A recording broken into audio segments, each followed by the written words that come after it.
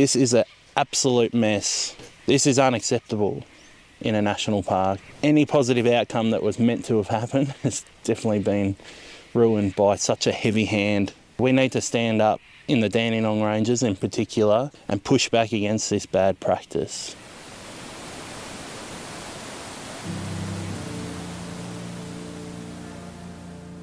Hey, I'm Louis, the director of Forest Country, the short documentary that's currently doing the rounds in Victoria, highlighting native forest logging loopholes that are happening in this state. Recently, some of these outdated and debunked fire management practices have found their way back into my home here, the Dandenong Ranges, these beautiful temperate rainforests.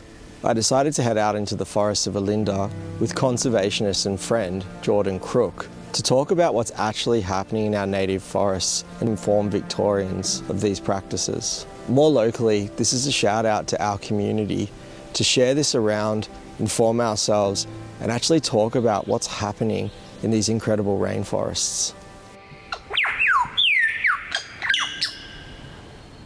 We're here on Wurundjeri country in the Dandenong Ranges National Park. Not that you would think of it with the amount of mess. So this was an area impacted by a windstorm in 2021. Quite a few trees fell over, but in that time the forest has been recovering. Forest fire management coming in here with 40, 60 tonne machines has pushed that recovery of the forest back even further.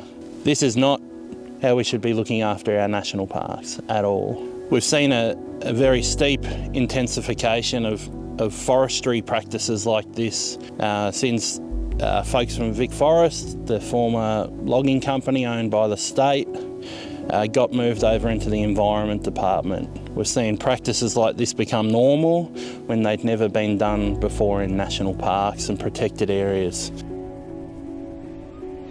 Over 100 people joined a picnic for the park a few years ago, calling for a better way of going about this. But Forest Fire Management Victoria have just been completely stuck in their ways, and their ways do massive damage to ecosystems. When we're talking about protecting trees in Australia, it's the hollow-bearing trees that give the most life to the bush. To get a hollow in a tree can take many hundreds of years.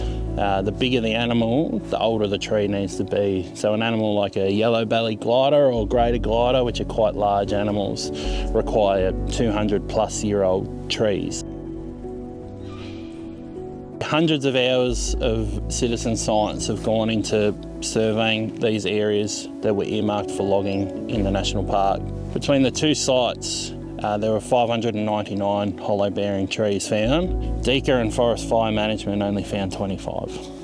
So the quality of the survey work is well below par. This was a home. It's incredibly important. Would have taken a long time to hollow out, and probably home to a range of species, microbats, possums, gliders, parrots, all lost their home due to really, really poor practice.